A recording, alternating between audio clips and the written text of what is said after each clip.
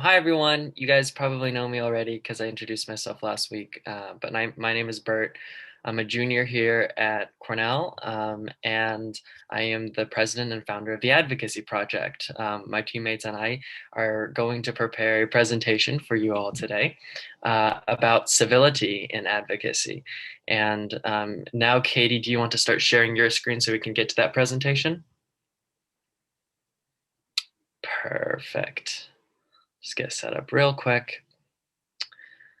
I wanted to start out by saying that Sam's absolutely right. This is quite the experiment. I don't really know how this is going to go either, so we're really curious.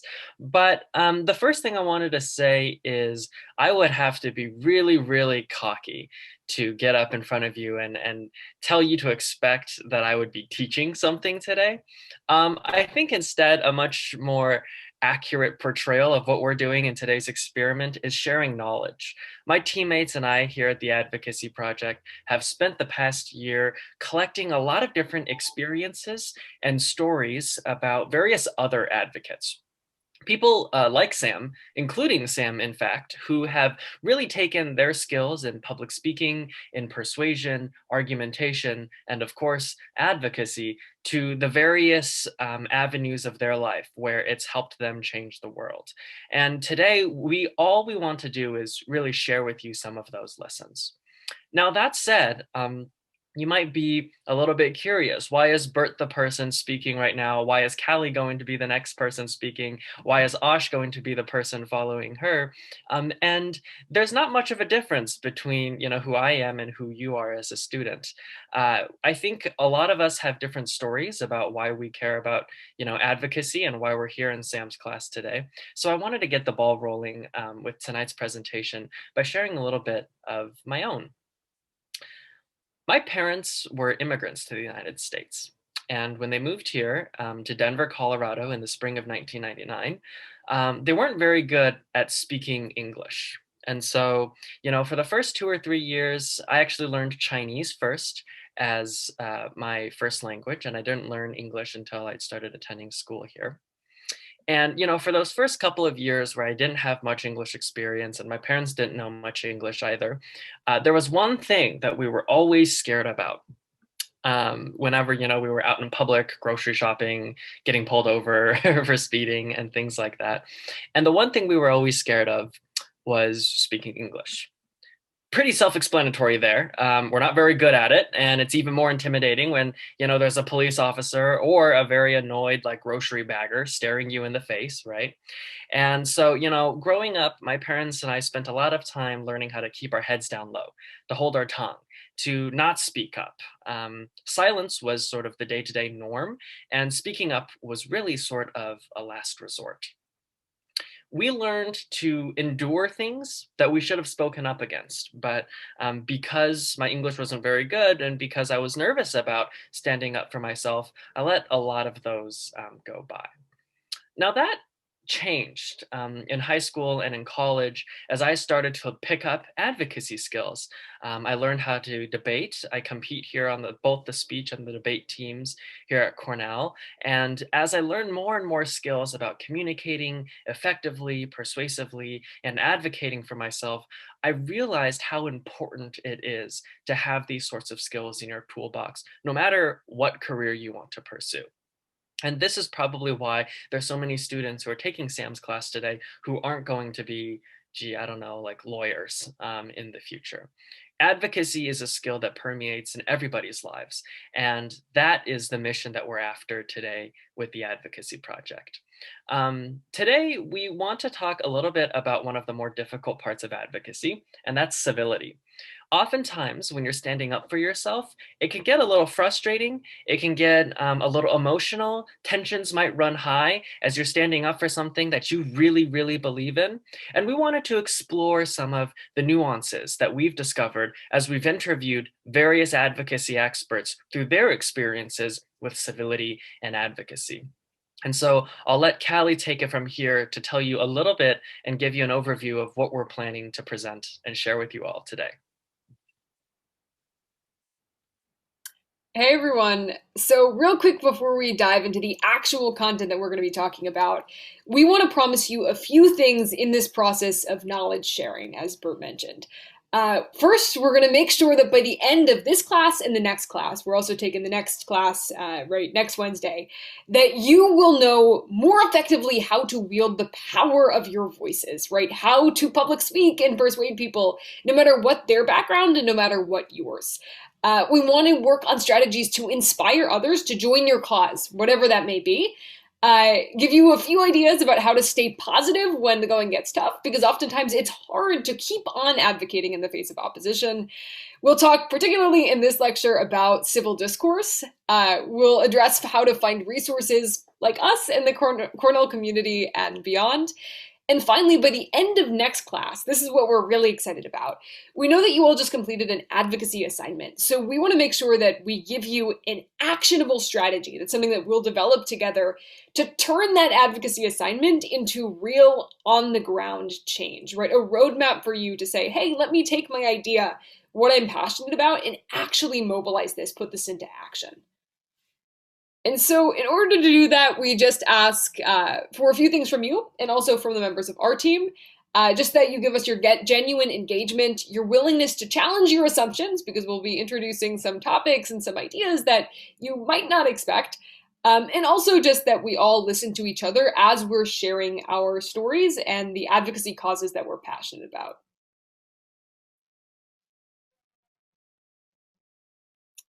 All right.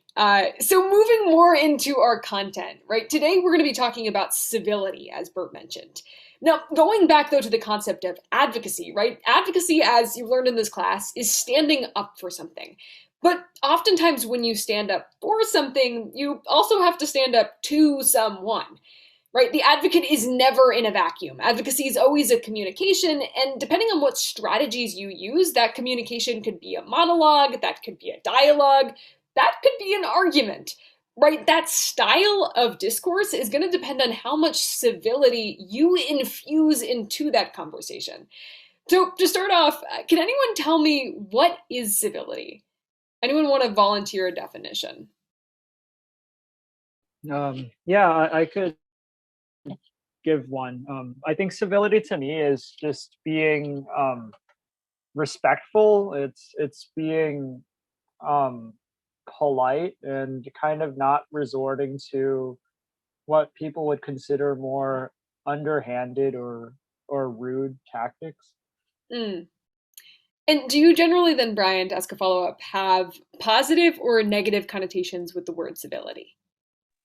I think mostly positive. I feel like like I associated with people who are educated and who just solve problems with rational dialogue. Mm, So yeah.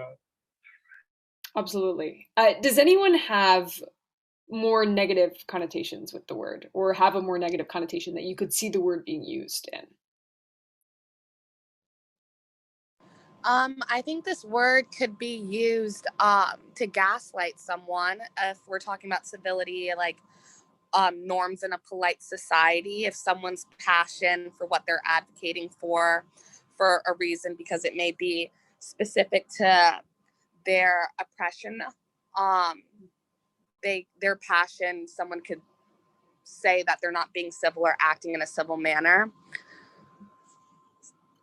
Right. And so, in that sense, Ariella, it's like civility is being used to silence someone else's communication rather than facilitate that discourse. So, right, civility is really, really complicated. But moving on to a more formal definition, uh, just as a baseline, right? So, civility, as Brian kind of mentioned, is defined as behavior or speech that is quote unquote appropriate to civil interactions.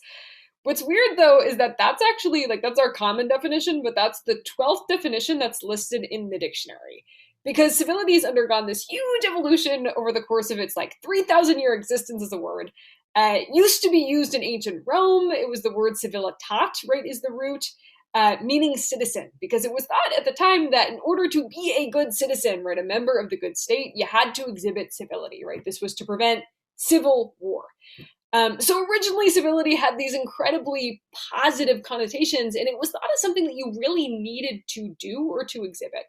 So today we're going to be exploring a few of those positive connotations, right? How does civility support us being good citizens in this country? Kind of in line with what Brian defined, but then also explore when civility might not be useful in advocacy, or when civility might in fact be counterproductive to advocacy. But to put that more in real world examples, Carson's going to be talking a little bit about a few people you might be familiar with. Hello, everyone. I'm Carson. Nice to meet you all.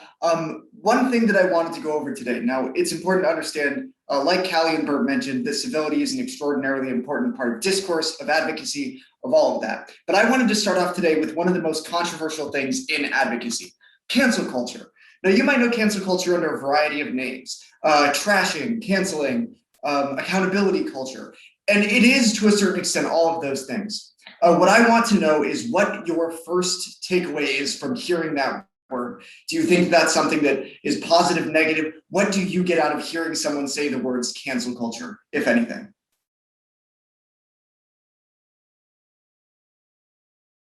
I mainly just think of denouncing something, whether it's on the left or the right. It's just saying that something isn't okay and denouncing it. That's a great point. Now, if I can ask a follow-up, who's typically doing the denouncing and where is it occurring? Did you have any ideas for cancel culture, where that comes from in that regard? I think it's on both sides. I don't think that there's any one source. I think I've seen good examples of both sides doing it. Yeah, that's a good point. And for someone else, if I can ask this question, in addition to it happening on the left, on the right, from people of various political persuasions, is there a typical way that it happens? Is there anything that you associate with how cancel culture is carried out? Is it done on TV, social media? Like, what's the primary thing you think of when you think people getting canceled? I usually think of social media. I also, when I think of that, I also think about echo chambers too, and how people's ideas about canceling someone or like an ideology can be like reinforced by other people, and that's sort of how it gets out of hand at times. Yeah, if I can follow up on that, when you say it gets out of hand, what are some of the negative things that come from cancel culture? And do you think that those typically override everything else? Sure. I think to like an extreme, some people may get like death threats, or, you know, be threatened in other ways, which, you know, beyond being productive and trying to, you know, educate the person who said A or B, it goes to an extreme, saying that this person is completely, or, you know, ideology is just completely wrong, rather than trying to educate. Yeah, absolutely. It can definitely drown out some intelligent conversation if a bunch of people are talking all at once and coming at someone. And Destiny brings up a good point in the chat too. I don't even fully understand what cancel culture is, and it's definitely used in conflicting ways. When some people say cancel culture, what they mean is taking people to account who have done terrible things, and when other people say cancel culture, they mean the My Pillow guy getting canceled for having a pillow or whatever it is. There are a lot of different ways that it gets used, and they're not always used to refer to the same thing. Now, that said, I wanted to show you guys a few different examples of what cancel culture can be. Now, the ultimate question to keep in mind is cancel culture a net positive? Is it worth having? And one of the first examples that I wanted to use is Congressman Matt Gaetz and his particular dealing with canceling. Now, Matt Gaetz was accused, he's a congressman in Florida who was a member of the House Intelligence Committee, and he was accused of having an illegal relationship with a 17-year-old girl. Horrifying. However, one of the things that happened when this news broke was that thousands of people went to Matt Gertz's Twitter account and started yelling at him, calling him a monster, evil, threatening him with arrest, threatening his house, doxing him. And he actually had to, over 100 times, he had to say that he was the wrong guy to various people adding him on Twitter, not counting any of the death threats or aggressive activity that happened to him when this news broke. Now, you might have noticed, this is not even the same person. He is not Matt Gaetz and never was. He was never accused of any of this, and yet somehow this news breaking about an entirely different person because he had a similar name that led to him getting thousands of hate messages. So this is one of the examples of cancel culture in the way that it's often talked about on Fox News or something like that, of this out of control hate mob going around and getting whoever they can get. Now, that is a definition of cancel culture, not necessarily the one that everyone is going to think of, but it's often a way that the word cancel culture is used. And I think that this is a pretty morally unambiguous event. It's pretty obviously bad that Matt Gertz, a man who did nothing wrong, nor was accused of having done anything wrong, got all of these hate messages. It isn't right that it happened to him. It could arguably lead to emotional trauma. It could hurt him in the long run. And that isn't a good thing. So that's a pretty unambiguously bad use of cancel culture. However, there are also some uses of cancel culture that we all know of that could be a lot more beneficial to society. And for that, I wanted to move on to Harvey Weinstein. Now, just so you know, there are some sensitive topics about assault that are going to come up here, but we're not going to be discussing them in much detail. The point is that Harvey Weinstein is a massive Hollywood producer, founder of the Weinstein Company, which produced movies like Pulp Fiction. He was one of the most powerful men in Hollywood. And at one point several years ago, multiple women came out and accused him of being a sexual predator. And it was dozens upon dozens of women alleging terrible things that he had done. And this founded one of the most important movements of our time, the Me Too movement. As woman after woman came out against him on Twitter and social media and in public, it founded this Me Too movement that had women being more comfortable of coming out and eventually landed this extraordinarily powerful man in jail. So this is a much less ambiguous type of cancel culture. In the same way that the Matt Gertz example was unambiguously negative, they got the wrong guy. The Harvey Weinstein example was extraordinarily useful in the sense that it had a lot to help society with, that they probably did get the right guy. Now, I wanted to know, what are your guys' initial reactions to these? Are these both cancel culture? Are neither of them cancel culture? And what does it really do to have these events happen? So does anyone have any thoughts on these?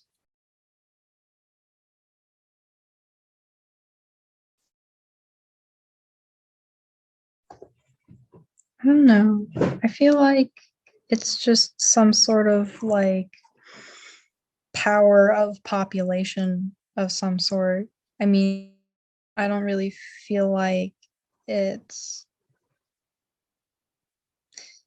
I don't even quite see how it's a cultural thing. I feel like since we're connected through social media, we're like becoming more interconnected by like cities, by like news, and like how communication is so quick these days. I feel like it's easy for people to like en masse like condemn people or like point someone out for committing a crime, and then like other people seeing that on social media and being like, oh, like they're bad too.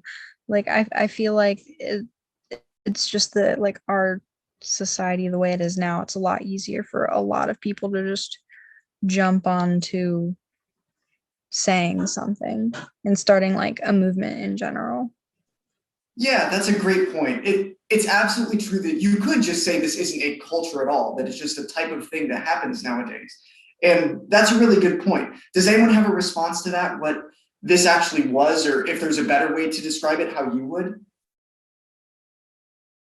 I'm going to throw in that I wouldn't define the Matt Gertz one as cancel culture, because I think that was in the moment them not knowing and definitely like attacking someone online. But I don't think that was him being canceled in the long term versus Harvey Weinstein. You saw kind of like the depopulation of his empire, people like trying to move away from watching his movies. I would say that largely is what I would normally define as cancel culture. But kind of speaking to what Destiny was talking about, there was a really interesting episode of a podcast I listened to this week about the canceling of the Dixie Chicks for anti-Iran sentiment. That was so cool. And basically they're just talking about how, like Destiny was saying, the internet manages to connect these communities where to like really harass people online, you only need like 1,000 people. And like Twitter makes it so much easier to find those 1,000 people. So as I think Reed just pointed out in the chat, it's a lot easier to like let cancel culture get out of hand when you can connect so many people And I guess that would be like the toxic element of it. But I think the deplatforming that Reed mentioned is really, I think when it moves away from just being like a moment of canceling, like Destiny was identifying, and into an actual culture of deplatforming someone who we as a society have identified as a predator. Yeah, that is a great point. I think that like it's absolutely true that Margot, people weren't targeting Matt Gerth specifically; they just sort of ended up with him, and that was sort of a tangential thing to like what you and Destiny both mentioned. What came out of just having this new opportunity to, have your voice heard online, to get with other people, and have direct access to these celebrities and extraordinarily powerful people. Now, I'm going to ask a question of all of you. Because it seems like we're trending in one direction here. I would be curious to see if any of you think that Harvey Weinstein would have been put in prison, would have gotten legally convicted, like Reed mentioned, if you think that that would have happened without Twitter, without the Me Too movement, without cancel culture, as it was saying. Do any of you think that he might have escaped punishment without this backlash? Or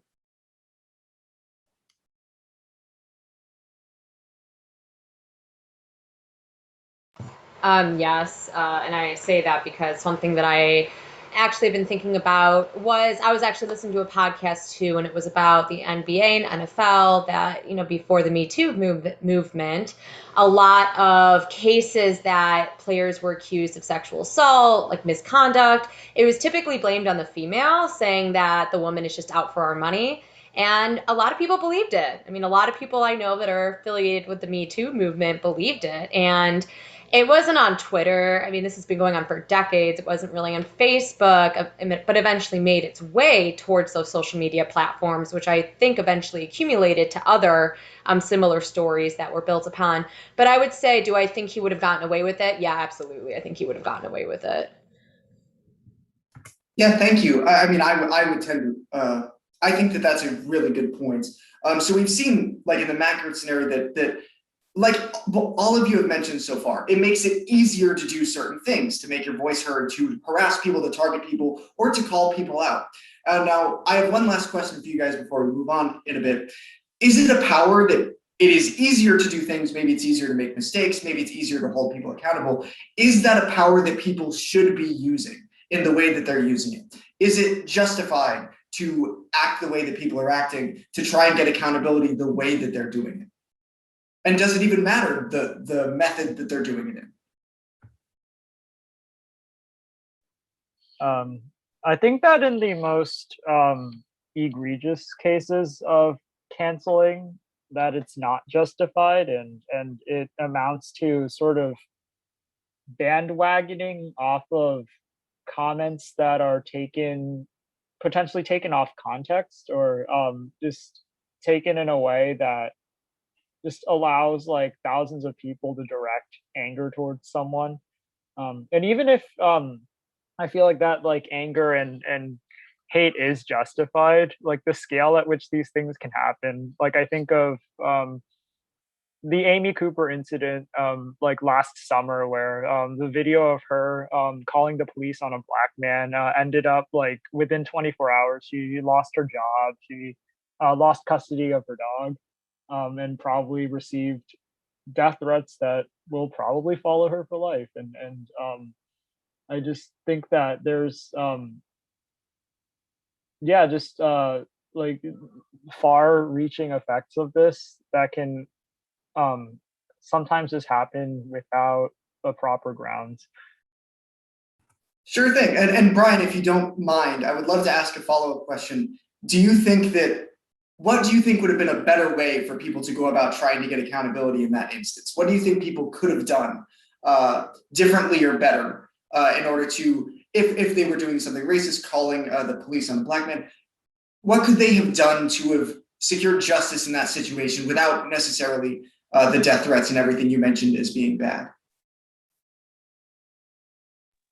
Yeah, that's a good question. I think I support just the ugliness of that being brought to awareness, and also just the like legal action that happened. But I think going back to the topic you guys began with, civility, I think it's against courtesy and against civility to want to dox someone or like threaten personal harm against them for anything that they've done on social media. So like just excluding that, I guess. Yeah, absolutely. I Oh, want yeah, to reply to Brian's point for a second. absolutely. I Take it want away. to after Ariel too. I just thought the anecdote with the woman in Central Park and that dog situation. I agreed with what you were saying on principle. I thought that anecdote was a terrible one to use. If in any case, I think a cancel culture phenomenon would happen to that woman was worthy. And Brian, specifically, I just want to say that not everyone is deserving of grace and respect, especially when you use the police as a weapon to intimidate and attack someone. If you watch the video, she did threaten that she was going to call the police, even though he just asked her to put a leash on the dog, because she knew that would intimidate him as a Black man. If you do know the history of Black men and policing in America, you could see why, especially with this current year and past years, how that could be intimidating. And she used that to intimidate him, and did call the police. So there's just a sinister wickedness with all of that I don't think was deserving of grace or respect, and was deserving of cancel culture. Like you're going to get a reaction when you do something so terrible like that, when you do know the outcomes. That the police came there, they could have shot him thinking that his leash was a gun, as they all do, thinking a little boy carrying his phone was a gun, thinking that someone carrying a pencil was a gun, a bag of Skittles was a gun. So yeah, Brian, agreed with that on principle, did not agree with the example you used at all. All right, Jay. Ariel pretty much addressed it in its entirety, but I just wanted to elaborate that I don't think death threats are ever sufficient or ever productive. However, I do think that her weaponizing the police, knowing his identity and knowing, yeah, Ariel just said it very beautifully, but it's there are consequences for things, right? So I'm not saying that cancel culture should be the solution to all of our problems, right? But if by someone recording this and posting it online, it's going to force other people who would do the same thing to maybe reconsider their actions. It shouldn't have to be that way, but it is a form of accountability. It can get out of hand. Do I think she should have been fired or received death threats? I don't know the situation that well, but it could also be used as a deterrent. And I think that's more important for the safety of this man's life, instead of her losing her job. She could always try to find a new job, but he could have been dead. And it really doesn't take much for the police and a Black man in the park for things to go awry. All right, thank you guys so much. That's extraordinarily important. Now, I understand. I know you guys have your hands up, and just wait one more second, because I would love to get into a bit more nuance. Because again, the things that I showed to you, the Matt Gertz situation, the Harvey Weinstein situation, those are both extraordinarily black and white. It's pretty easy to see the good guy, bad guy in these narratives, and I'm also not necessarily qualified to dig into that nuance. But we do have someone who is.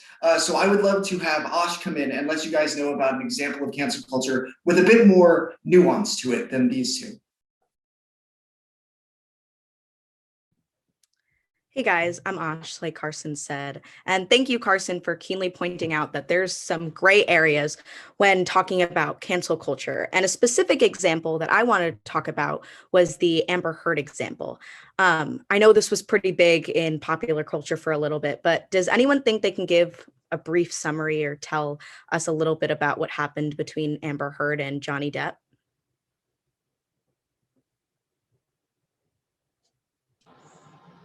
I believe Amber Heard accused Johnny Depp of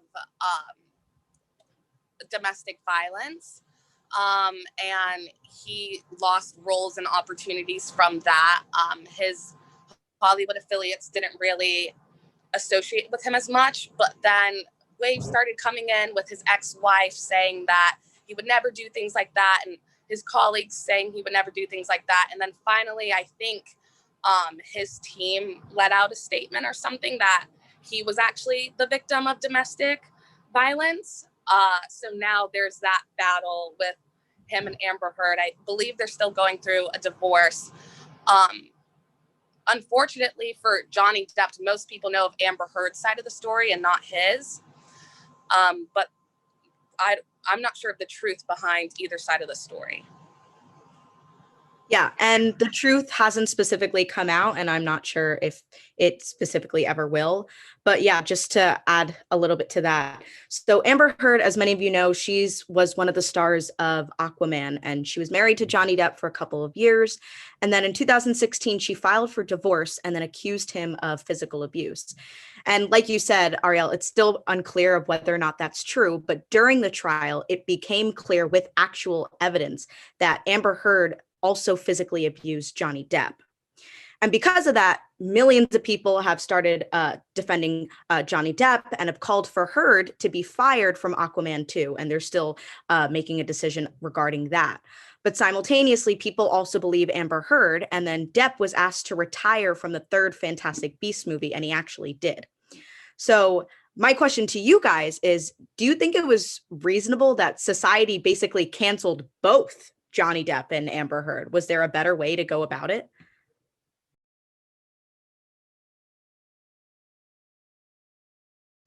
Oh, go ahead, Ariel. Oh, okay. I always think cases like this make me very sad because not only does it, in my opinion, it reduces credibility for victims coming forward, whether that be sexual assault or domestic violence or any other sort of abuse, because especially when you have a public platform like that and you have such a wide audience, for you to come forward and make an accusation, whether or not it's true, is a big deal. So for you to come forward and knowingly make a false claim, I think that's discouraging. But as society, we tend to try to believe people who come forward, because why would anyone want to lie? So I think that's it's just upsetting. I don't know how long it was of a gap between her allegations and him actually coming forward, or his team, as you mentioned, coming forward with a statement. But I feel like if it's been several years, then he's already kind of lost his credibility, which is unfortunate, but that's just kind of what it is. I mean, I don't know the details exactly, but as someone who has gone through things, and uh, I'm not going to get into detail, as someone who's gone through things, people who lie and discredit other people who are actually victims of what they say they are, it's just very upsetting. Yeah, and that's 100% true. And thank you for being so honest about that. Destiny, I know you had your hand up, but Ariel, I just wanted to ask if you still had something to say. Oh, yes. Going off from the previous point just spoken about, I would say that for this specific example, given that it's Hollywood and they're both, they're actors and actresses, it's like likeness is a thing, and likeness is important when it comes to production studios and all that. So I really do think the choice for these production companies to like fire Johnny Depp or whatever those details were, I think it supersedes cancel culture and just the general opinion of the masses right now. And I think they're just like, he's not the face we need right now. There's too much negative drama. They say all publicity is good publicity. Definitely not in this case. And the same with Amber Heard. Going back to the sentiment of the issue, it's terrible how this came up and how sticky the situation seems to be. But I just feel like, what else could Hollywood do at that point if their whole thing is about making money, you know? So I feel like they would fire these people. Yeah, and to ask you a follow-up question, do you think it was justifiable that they fired these people because it would give a bad image to their film?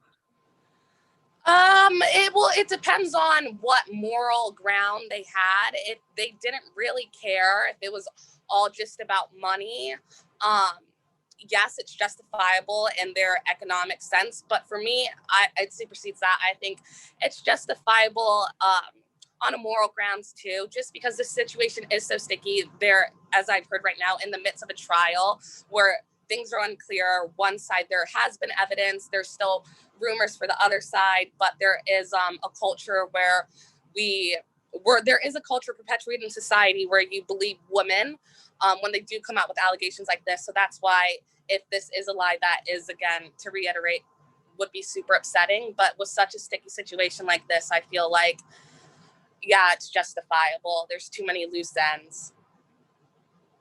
Yeah. And then you don't want to ruin other people's job, like the production team, if they have to later cancel it, if they find out Johnny Depp did do something. So they're just cutting it early. Yeah, thank you. Just this idea that we kind of have to stick with what the image will have, because if we didn't, it would mean so much more if the implications did come out that Amber Heard actually was in a domestically violent relationship, if their evidence came out on that side. So, just kind of taking the safe route and firing Johnny Depp for the movie was, I guess, the safest way to play out that situation. Yeah, Destiny, I know you had your hand up. So I have a little bit of an opposite opinion. I think that for people to make decisions based on accusations without any actual evidence or a conclusion to back it up is just it's bad. In the case of, say, that Johnny Depp is innocent, the fact that they fired him, and if he comes out later to be innocent, he will have been wrongly fired from an opportunity that he could have had, and that's not right. People shouldn't be punished for crime that they may or may not have committed. And so I think for so many people to just jump on to accusing somebody, or not really accusing, but accusing in so much as that you really believe it, but based on no facts. It's the people who hear about some sort of situation that comes up and you're oh, Amber Heard, she accused Johnny Depp of domestic violence. Wow, I didn't know Johnny Depp did domestic violence. Johnny Depp is evil. And it really easily creates that train of thought. And I think whenever you don't pay attention to what the trial actually comes out as a conclusion or something, it gets people to make decisions based on things that are not based on the facts that actually happened. And I think that that's just really unfair, because say Amber Heard was a victim of domestic abuse, then whenever the trial comes out and Johnny Depp is convicted, then they could fire Johnny Depp and they could find somebody else. But I think to act because of accusations that you don't know are true, especially since they go both ways, I think it's just really unfair to fire anybody because you don't actually know what the true situation is. Yeah, definitely. And I think it definitely can vary from context to context, from person to person, whatever example we're talking about. But I think what you've keenly touched upon is that cancel culture creates this trend where we jump on a bandwagon, but sometimes forget what cancel culture can actually do to people's lives. It can ruin careers, and we can bash them in the public eye when sometimes they didn't even deserve it, like we were talking about in Matt Gertz's case. But I think what Jay was touching upon, that was actually one of my follow-up questions, is because Amber Heard has publicly labeled herself as a domestic violence survivor, but we don't even know if that's true. And people have called her a liar. While it's important to note what cancel culture has done to both Johnny Depp and Amber Heard, when we silence and canceled Amber Heard, did we indirectly silence other victims from coming forward and sharing their stories? Did we normalize judging and canceling victims?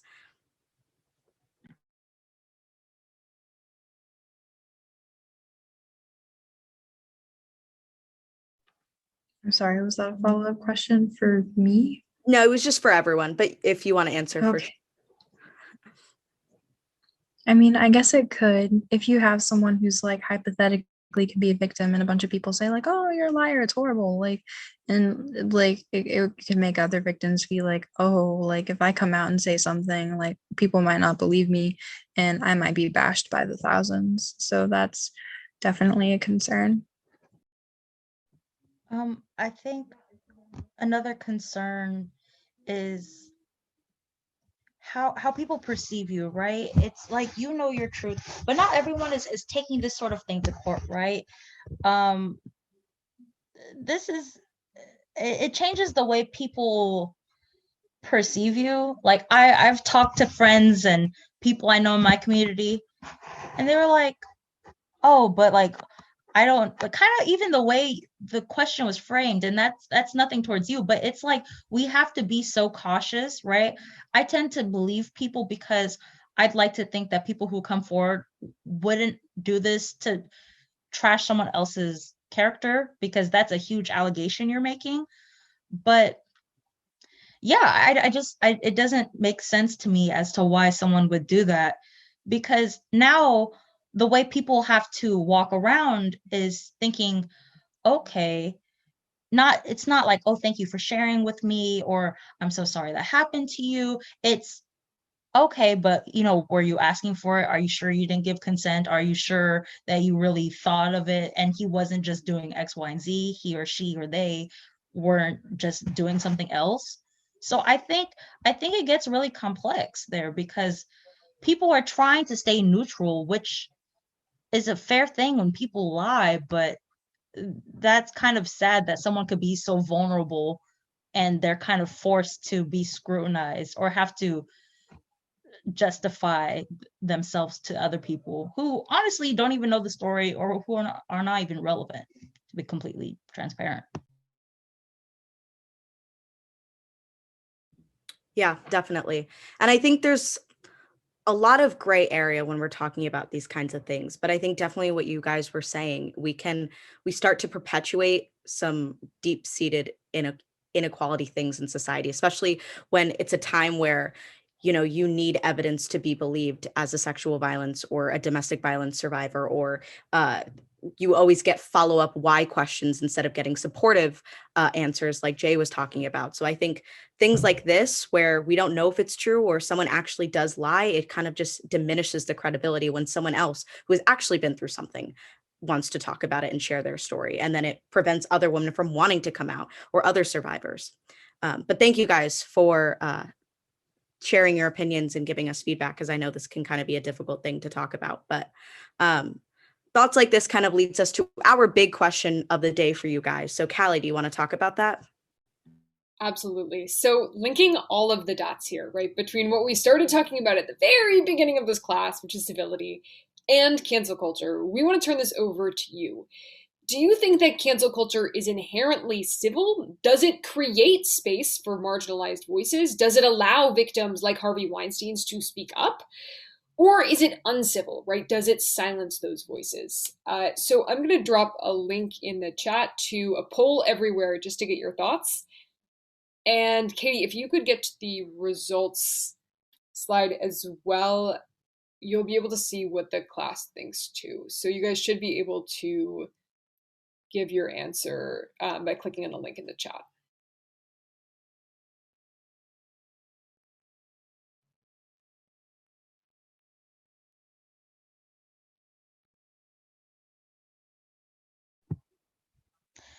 Okay, I guess my question is civil being seen as good, or civil, because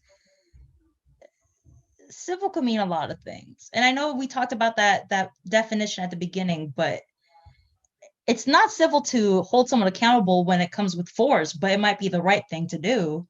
So I don't know what.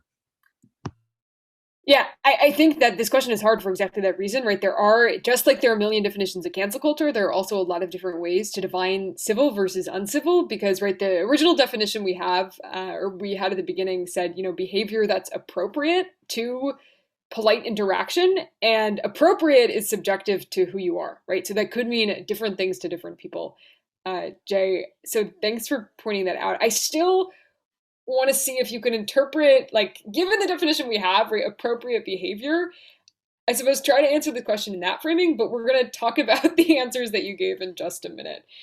So when everyone's had a chance to respond. So someone who said that cancel culture is the majority, right, vast majority of the class, cancel culture is uncivil. What do you mean by that and why? And also, what is your definition of civility, to go off Jay's point?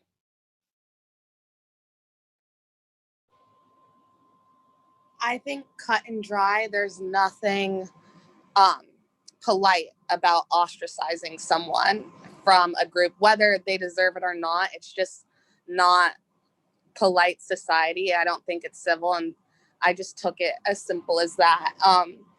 And sometimes not being civil is maybe the correct way to act in situations. I'm not really weighing whether or not being civil is good or not. It's just that, like, ostracizing someone, I don't think is ever polite. Absolutely. And also, thanks for bringing up the point about, right, we're not necessarily making a judgment on civility in this question, because there might be times when it's useful to employ what aren't considered civil tactics. So now, someone who answered civil, do you want to offer a defense of that? I said that cancel culture is civil. I kind of was thinking between the two, but my logic for civil is that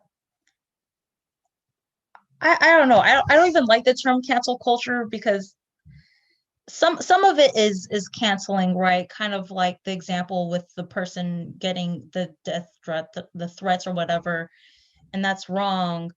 And it was the wrong person. But I mean, people are I don't think ostracizing people from society is what's happening here. I mean, is it wrong to call people out? Not wrong, but I think you could call someone out who has a platform and address the problem that they've made, and that you're getting singled out, but that's kind of, it is what it is. So to kind of progress society or to progress whatever, it's just kind of a civil duty to do whatever. But whether it's good or bad, I don't know. I still kind of am unsure. Interesting note there about this being a duty, right? Because that, again, goes back to the original definition of civility, saying, hey, this is actually helping facilitate discourse. We're making our world a better place to kind of call out or, you know, address like, if there are issues in this world, like, maybe that is the most civil and just thing you could do, is to kind of open the eyes of your peers to them. But Christian, I see you have your hand up. I just wanted to address what a couple of people in the chat brought up, as well as what I've been wondering the entire time. I think there's a lot of cases out here when we use the term cancel culture. Like that one woman in the park, I could understand why you'd want to be aggressive with that, because she pretty much did threaten someone's life. On the other hand, though, you have someone like James Gunn, director for Marvel, who a group of people on Twitter tried to strip away his entire career for something he said 8 years prior that really was not that offensive, not that bad, not that dramatic. And they decided that a group of people would then attack the individual for something that most people in real society would say has no real consequence. No one was directly hurt. No one was really that offended outside of a very small group of people. I would say that's what cancel culture is. And I think there's no way that could be deemed civil. So when you say, Christian, just to ask a follow-up, that the James Gunn example, you would deem that cancel culture. Do you think that the Amy Cooper example was cancel culture as well? Or would you put that in a separate box because you think the effects were net positive on society and not net negative? No, I would still say it's an absolute net negative. I'm not going to lie. I think that in that kind of situation, it needs to be some sort of, to use the term civil, some sort of trial, some sort of civil trial or legal trial, because she did technically threaten a man's life by calling the police. Why are we not using the judgments that we have set in place for society? Why are we letting the populace decide? Let's look back to the Bible when Jesus, and I'm not very religious, but just use the example, when Pontius Pilate let Jesus go, or Barabbas go instead of Jesus. He let the crowd decide solely because he knew the crowd could get worked up in a frenzy and be led by a small group of people that winds up ruining someone's life. And that's, granted, that's a historical example that we don't know actually happened, but it's very relevant still to modern society. There's no reason why one group should have such a loud influence. And so I see that you've kind of called out, oh, Ariel, I saw you unmute. Oh yeah, could I just reply to Christian and just ask him a question? But Christian, I would just say in response to how overall you think cancel culture is a net negative for that situation as well. I think Amy in the park. And then you used court as an example, as a means for justice. But we also do have to remember that some systems don't protect certain groups of people as well as they do for other groups of people. So sometimes the court of public opinion is very important, and sometimes the court of public opinion serves as an immediate deterrent rather than a long, drawn-out case. And actually, I'm pretty sure she did go to trial for this, or it was litigated, and she has to do community service. The guy she threatened in the park said he just doesn't want anything to do with that anymore. I'm guessing trauma. You can have your guess. But it seems like some community service hours wouldn't, I don't think, have the same effect with her as did the doxing of her on social media. Like, I'm not sure. I think she needed to know the gravity of her situation and what she did. And I think the court of public opinion was the right way to go for that. Could I then turn to an anecdotal piece of evidence? Did you ever hear of the Duke rape case back in 2006? Where 3 young men were accused of sexual assault and rape on a worker at the school. And with that in mind, they all wound up going to court, having their lives ruined. I only say this because I knew one of them. He went to my high school. And then it came out only a few years after that she made up the entire thing in order to get attention, try to get money out of them because she knew they were wealthy. That is what I look at cancel culture as, because I've seen it firsthand. Their lives were almost ruined. That occurred back in, I think 2004 was the incident, 2006 was the court case. One of them didn't even graduate college until 2010 and still has difficulty finding jobs. When you want to talk about cancel culture, the reason why I think the court is so important is because it can show whether the person was innocent or not. The public opinion, you can't see if they were ever innocent because all you're ever going to see is a wave of people saying they were guilty regardless of if it's true or not. That's what it comes down to. There's no right or wrong. There's no yes or no, guilty or innocent. It's only people saying they're guilty completely overriding the truth. If I can add a bit of context to that and ask you a follow-up question, Christian. The DA in that case for the Duke lacrosse, if I remember this correctly, he was disbarred because he fabricated evidence against them. So obviously the court of public opinion was wrong, but it seems like the judicial system for a large part, if they hadn't, for example, caught the DA who fabricated evidence and who had a lineup of exclusively Duke lacrosse players contrary to police department protocol, how do you draw that line of the court system being fair whereas maybe the court of public opinion isn't? I think that's an interesting question. Absolutely, I would agree. Personally, I'm not one to ever advocate for the trustworthiness of the United States government. I completely am looking for a system overhaul. But then again, I still tend to trust people who are trained for their jobs a lot more than a group of people who got together on Twitter. I think realistically, in the end, we're going to find a large majority of the cases you'll get the better outcome in the court of law where they have the right to an attorney, they have the right to present their case, and it's litigated. It's gone over for years by judges, as opposed to a bunch of people hopping on Twitter and retweeting saying that someone did something to ruin their lives. Thank you, Christian, for sharing particularly your personal story. I want to give Jacqueline a moment to respond, and then, believe it or not, this is only our first of 2 big questions. So we have another poll coming up after this. Jacqueline, did you still want to respond? I see you. So I'll be honest, I actually didn't vote in, and I'm a huge voter, but I didn't vote in this. And the reason why is I think just the term cancel culture is, I just don't agree with it. And I think it came from a certain political party that is utilized as a weapon against the other. But if we are going to talk about the definition of cancel culture and whether or not it's civil or uncivil, I think the first thing I think about is bullies, right? And if you are a public figure, and I mean, there's definitely could be people in this class that completely disagree with me. So I hope I'm not jumping into a pool of piranhas here.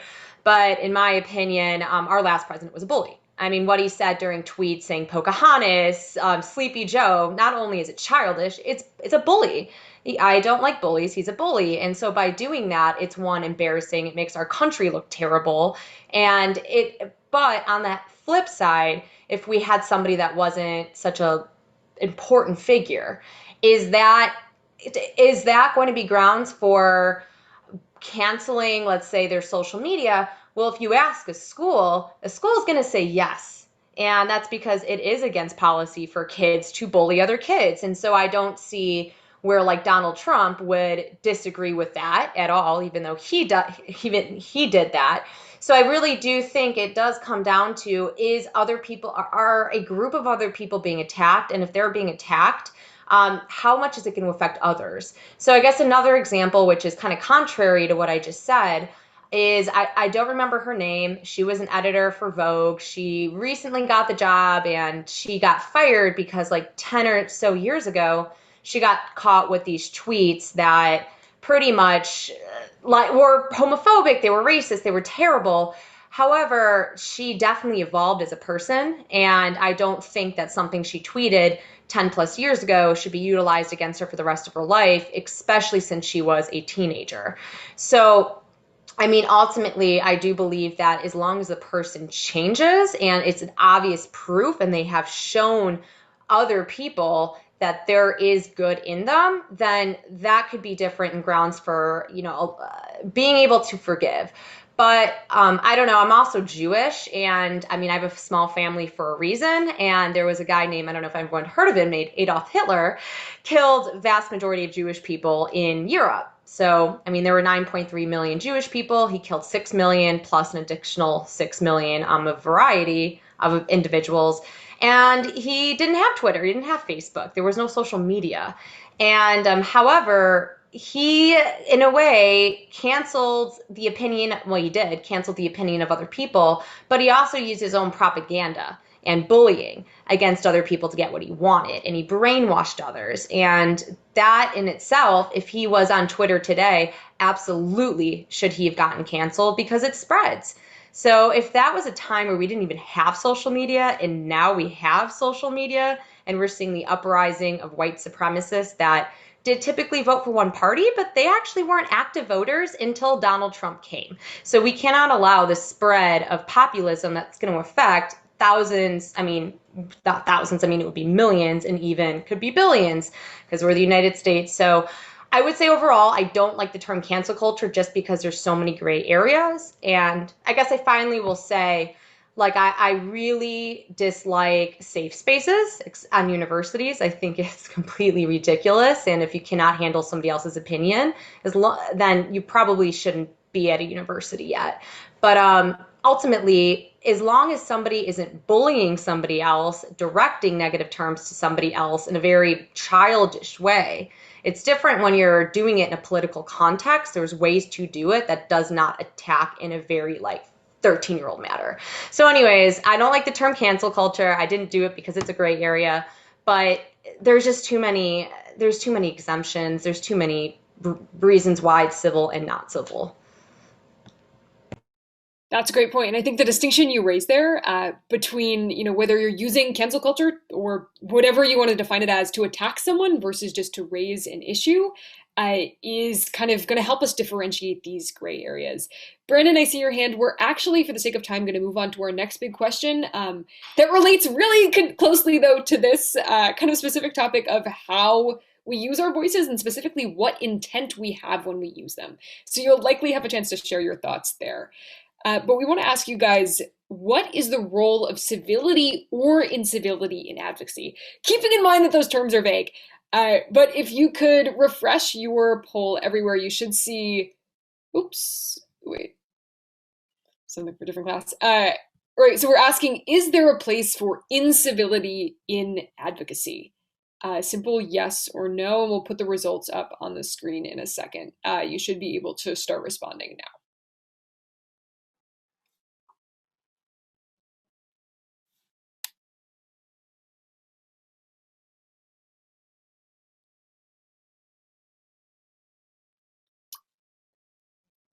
And yeah, the link is in the chat. It's the same link as last time.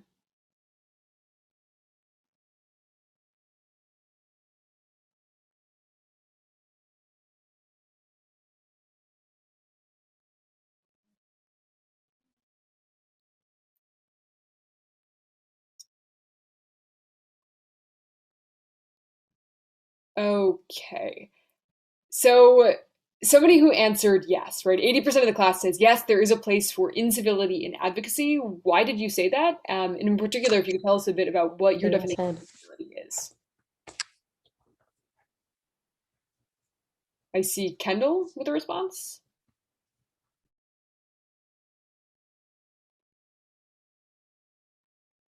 Anyone who answered yes?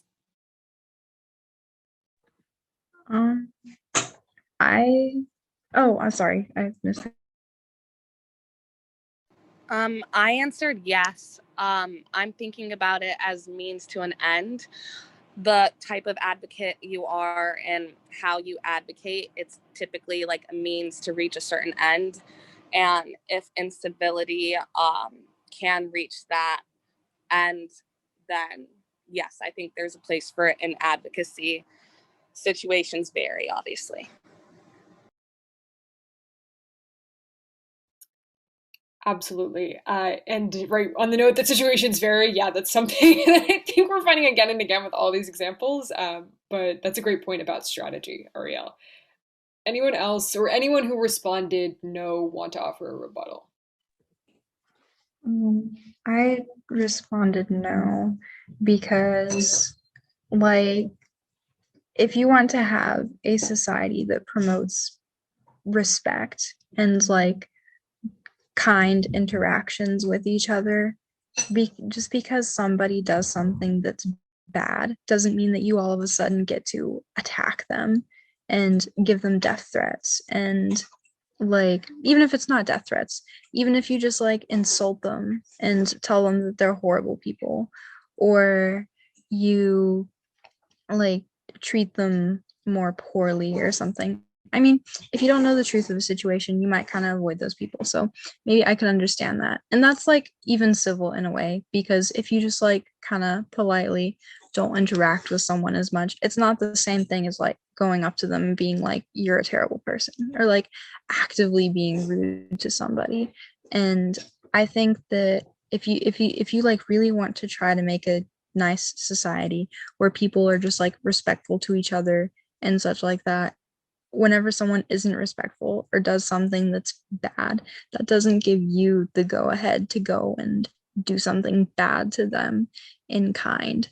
Like, you need to respond to people by what they did. It's like, that's why we have the whole justice system. It's like, if someone stole something, we try to like get compensation back, and maybe they get some sort of criminal record or something, so that if they did do that thing, if they get punished for it.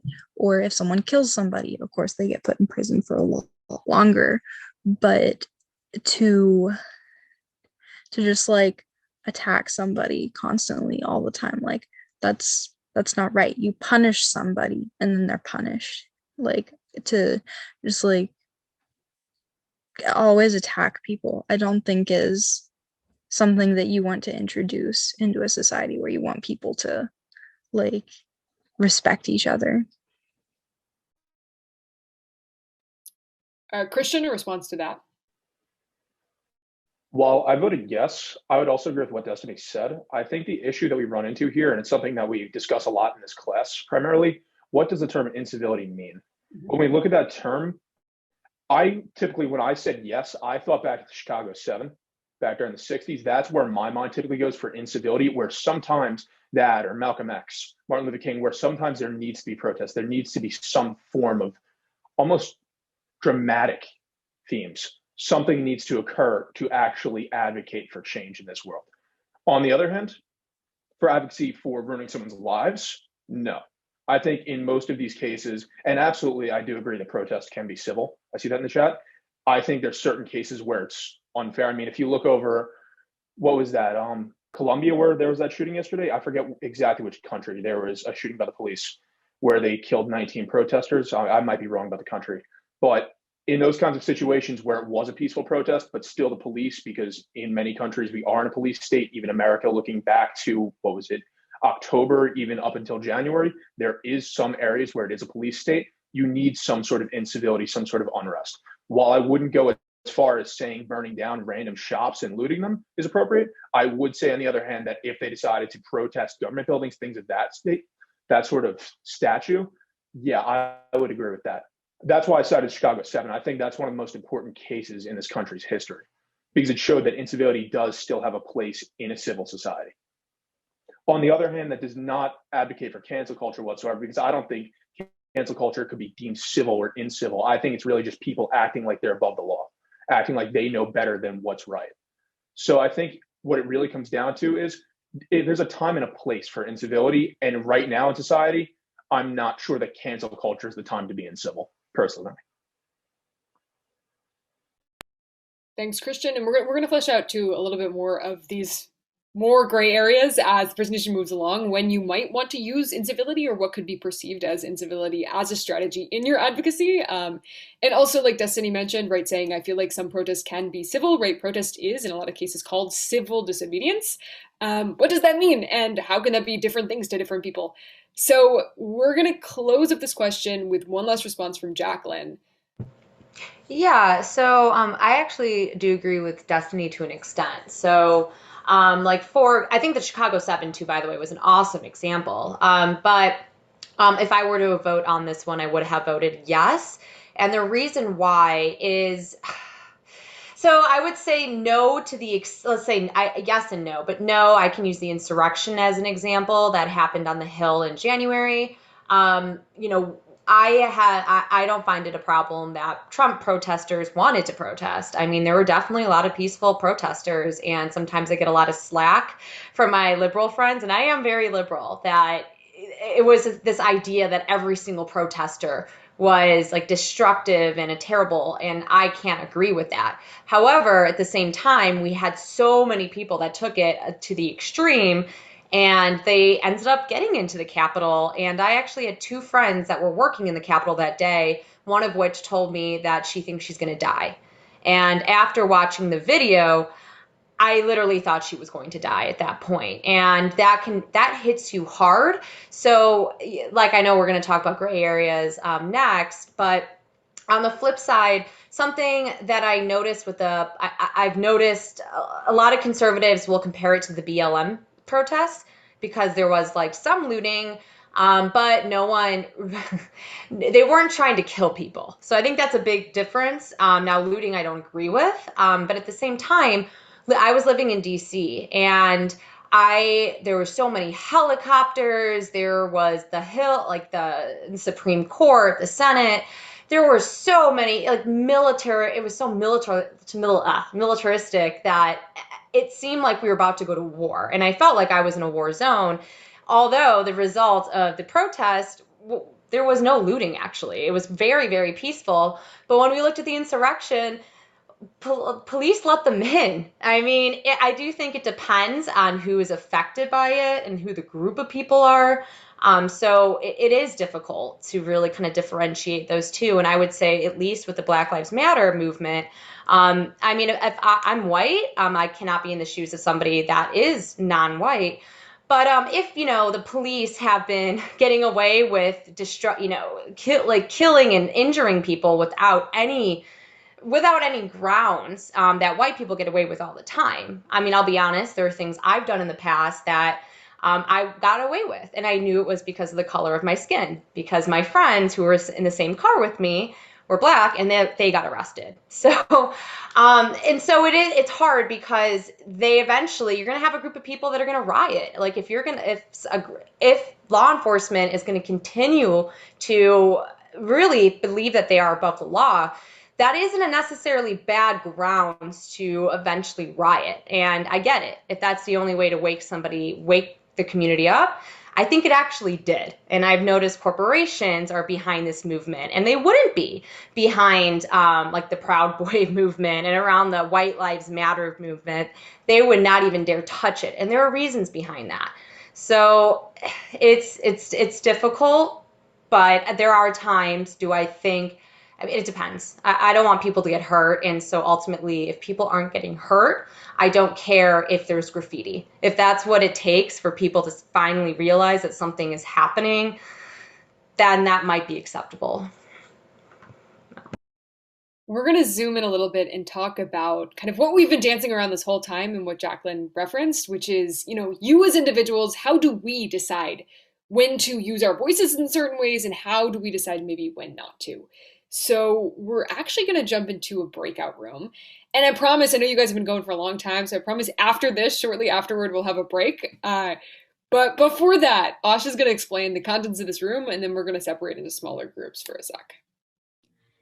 Yeah, thanks, Callie. And I think, as we all can probably agree with, advocacy is speaking up for yourself or someone else when it comes to a specific issue. But I think sometimes we forget that effective advocacy is knowing when it is actually your place to take a stand. Sometimes we can be harmful advocates and we don't even know, because we don't know when it is our place to say something, or we don't even know what to say at the same time. So our first activity is we're all going to get into breakout rooms. One of us is going to be with you and some of our other TAs from the advocacy project. And our question for you guys is going to be, can anyone think of any real world example where someone spoke up and perhaps shouldn't have? And this could be an example from your life, from someone you know, a political example, a historical example, social, anything. But an example where someone spoke up and maybe shouldn't have.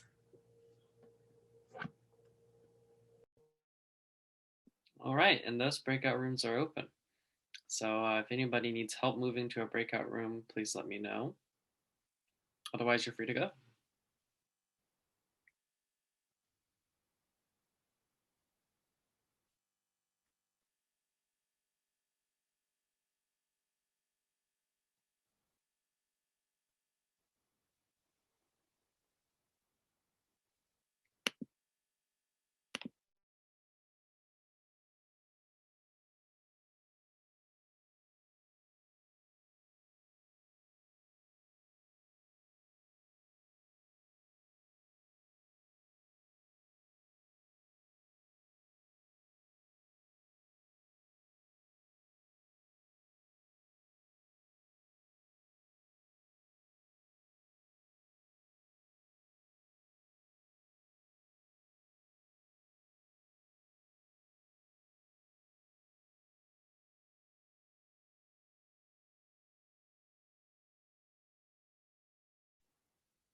Hi, Patricia. Hi, Aiden. Hi, Taylor.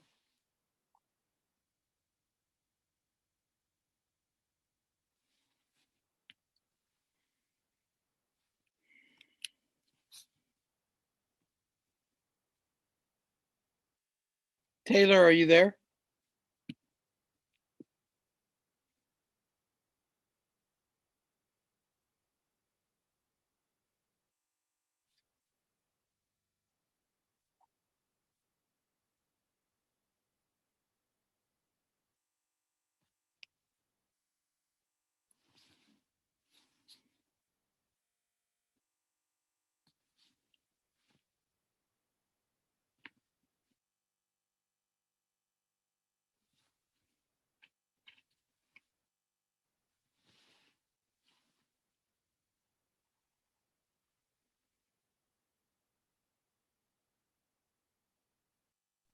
Hey, Sam, I have a question about the 1NC. Yeah, I'm just reading in the chat right now.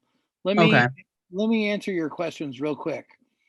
Okay, so on the first one, you say, do we need to list our sources' credentials like the 1AC? The answer is yes.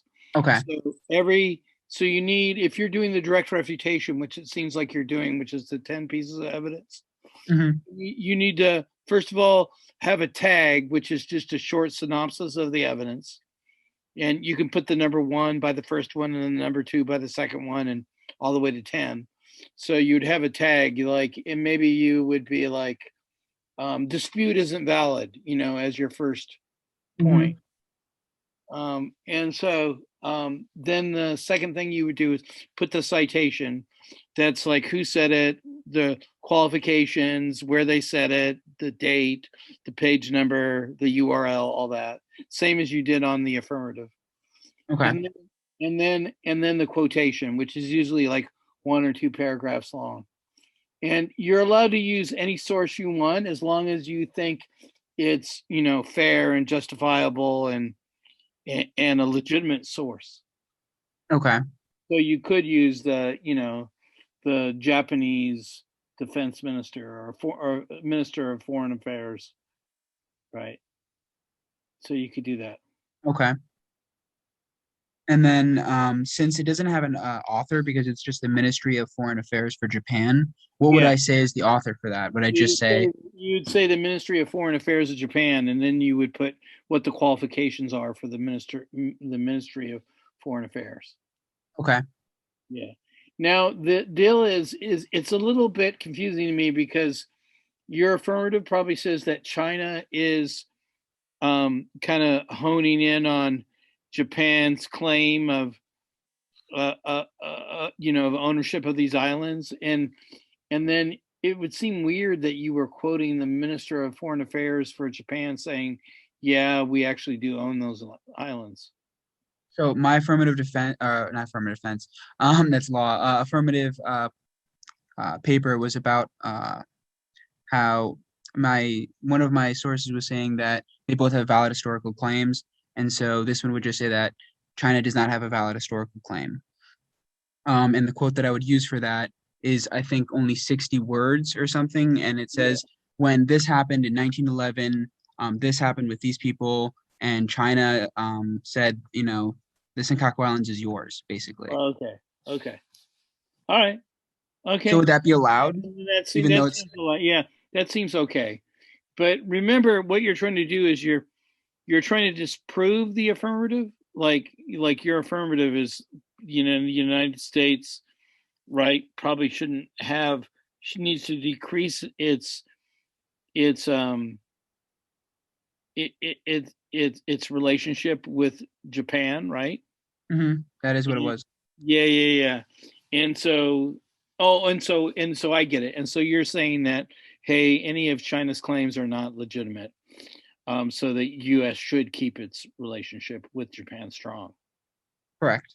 Okay. Yeah, that makes sense to me now. Yep. And then just one more follow-up question about a short quote is, one of them was saying that defending the Senkaku Islands could lead to war with China.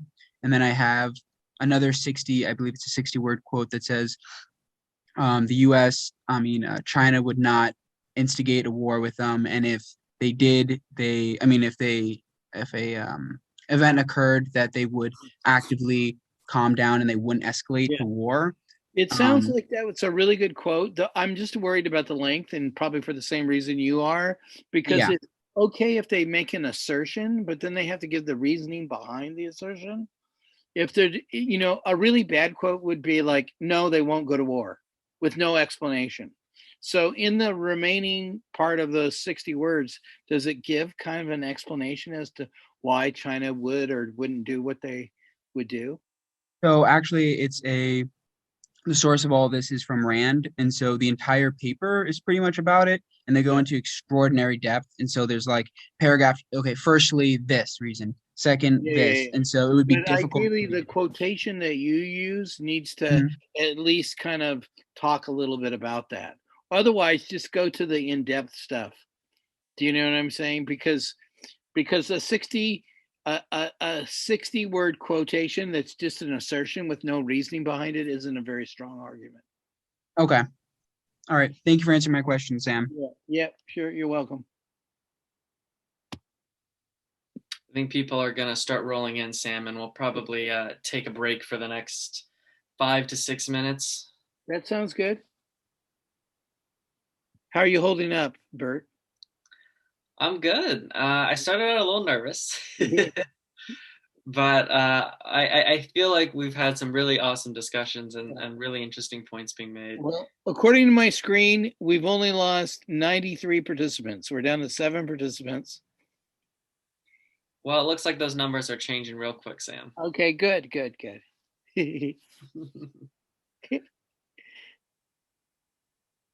All right. Hello, everyone, as you're all rejoining.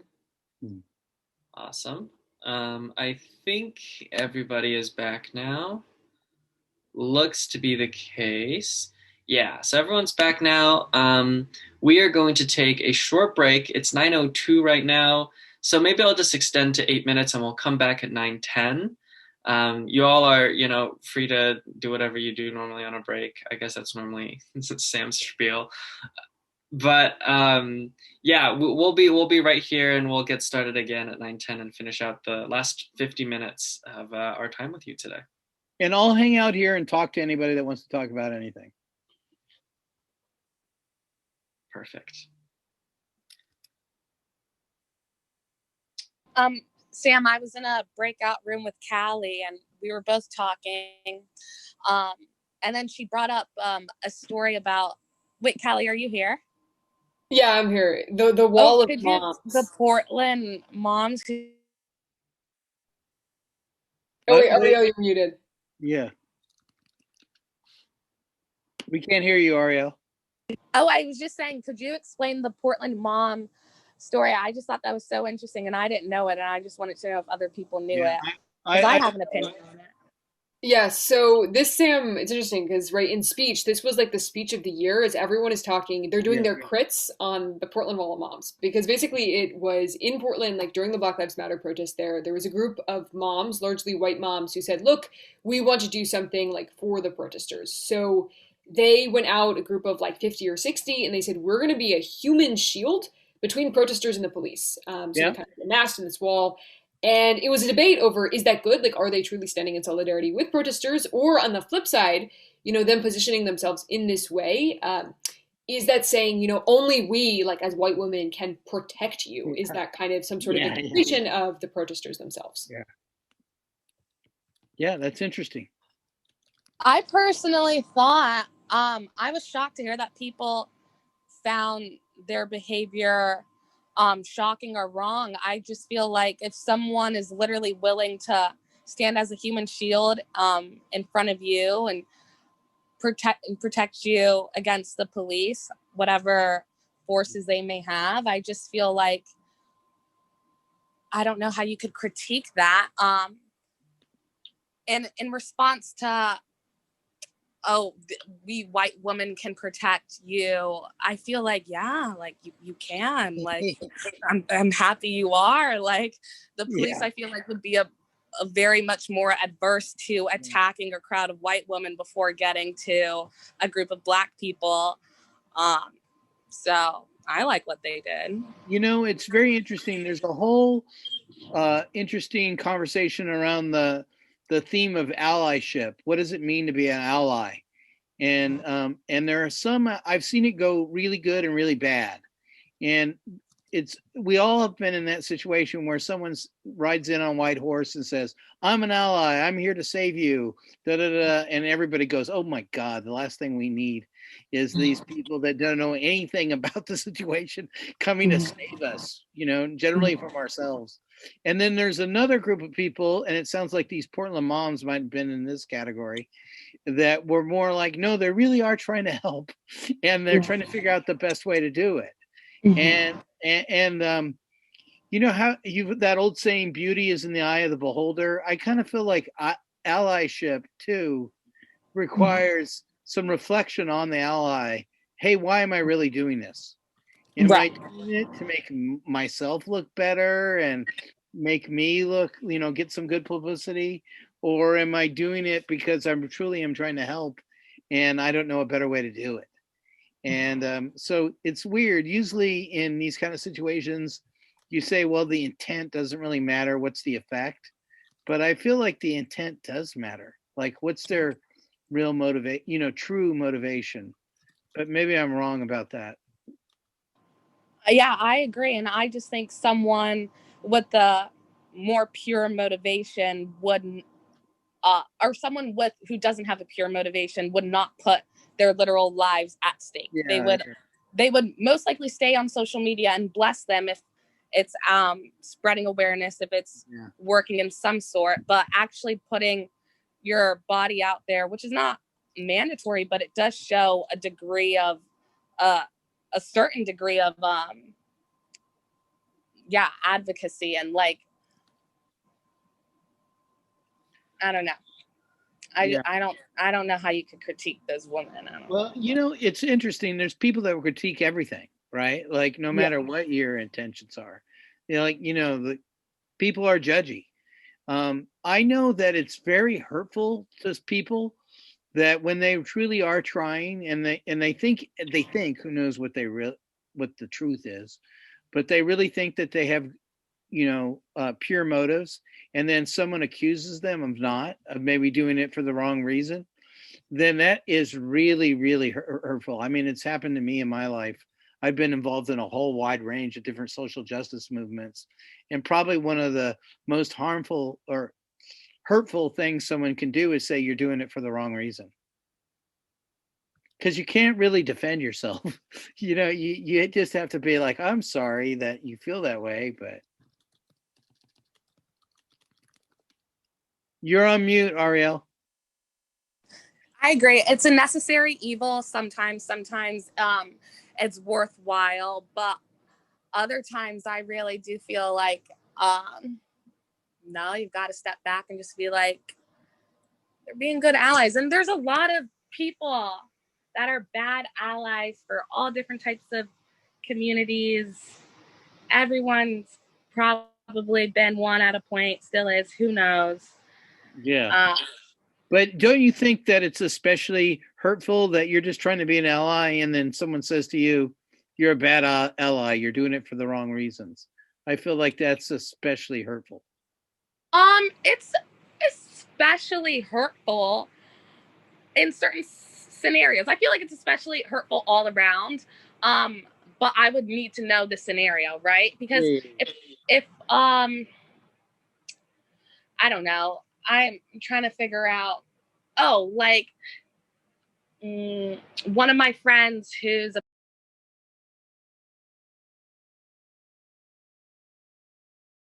LGBTQ community was like talking to me and was opening up about things, and I was asking her questions, and she like stopped me for a bit, and she's like, oh, like, I don't like these questions, like, but you're being super supportive right now. So she acknowledged, she's like, oh, you're being super supportive, but like, chill with the questions. So it's not on maybe a large scale of allyship and advocacy, maybe, but it's just kind of like knowing your role and knowing your place. And that sounds so patronizing, but sometimes it's like being a backseat driver and like being ready to go on whatever road trip because you're really that dedicated to the cause, Yeah. No, I think you're right. How do you feel about that, Kelly? Yeah, I like the idea that Ariel was pointing out that it is showing so much more dedication to a cause by putting yourself physically out there. Because we were talking about social media activism too, right? And how easy, or maybe how much, like it's even easier to be performative as a social media activist because it requires so little human investment. But if you are protesting on the front lines, it's a different display of, it's almost like making yourself prove yourself in order to demonstrate that activism.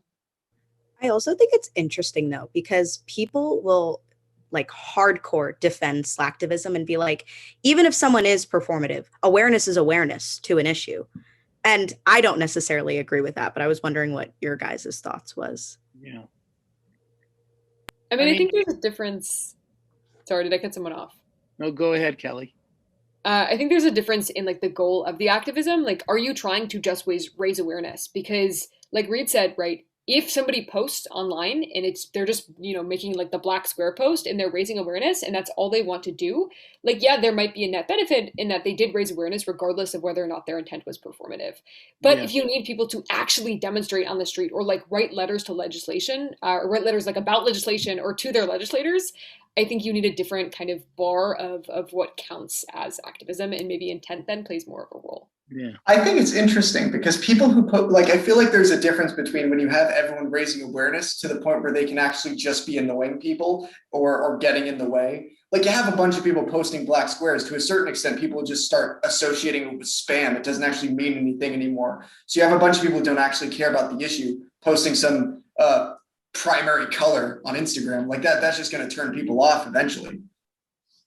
But here's what I don't like. I don't like it when it feels like powerful groups, the groups that are in power, kind of commodify the activism, whatever it is, and make it so that it's safe for them and so that they can be with the cool kids, right? So I'll give you an example. So in 1969, we've all heard about the famous African American students took over the Willard Straight, the McGraw Tower, right? And they used guns to do it. And so I was like, wow, that was a real radical act. That's really cool. What bothers me is then, like 50 years later, Cornell has an event where they're like, let's celebrate that. But if a group of students today took guns and took over that same place, they would be in jail. Right? Like there would be no like, let's celebrate this great thing. They would throw the book at them, right? And so I'm like, wow, isn't that nice? 5 decades have passed and you can celebrate it and make it into a nice, tea and crumpets event, right? But all that raw activism and all that bravery, that courage that those students had to sum up and do, that's all gone, right? Like Cornell's not encouraging that, right? Cornell is encouraging, let's say we were good. Well, let's make it safe. And that bothers me. So speaking of encouraging our advocates, why don't we dive back into the presentation? Sam, if you're all right with us starting up again. Yes, please do.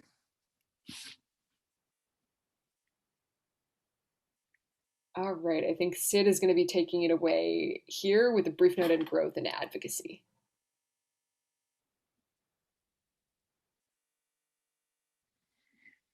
Sid, you are muted. Sorry. Yes, I just realized.